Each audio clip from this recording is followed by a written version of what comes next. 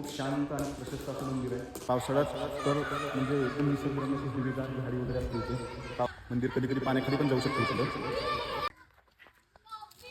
मित्रांनो, आत्ता मी उभा आहे मुळा मोठा नदीच्या काठावरती.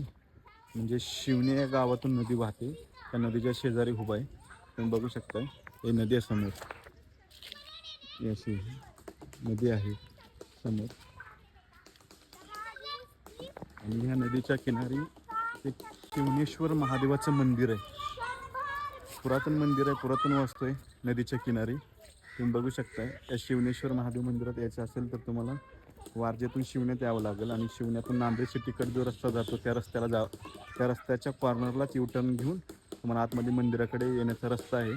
तुम्ही बघू शकताय, हे मंदिर आहे शिवनेश्वर महादेव मंदिर.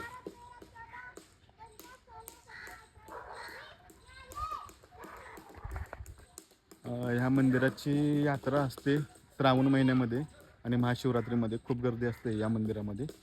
तुम्ही एकदा अवश्य भेट द्या या मंदिरामध्ये. खूप शांत आणि प्रशस्त असं मंदिर आहे. एकदम शांत ठिकाणी नदीच्या किनारी मंदिर आहे. तुम्ही बघू शकताय, ही नदी तुम्हाला दाखवतो मी.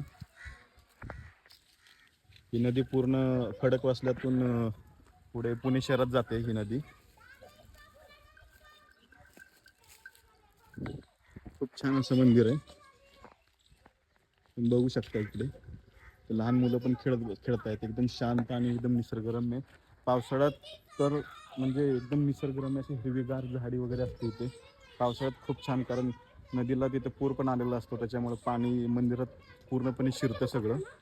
मंदिर कधी कधी पाण्याखाली पण जाऊ शकतं इथलं. तुम्ही एकदा अवश्य भेट द्या या मंदिरात. जर यायचं असेल तर तुम्हाला वारजेतून शिवण्यात यावं लागेल आणि शिवण्यातून नांदेड सिटीकडे जाताना रस्ता लागतो, तिथे U-टर्न घेऊन मंदिरात प्रवेश करावा लागेल. धन्यवाद.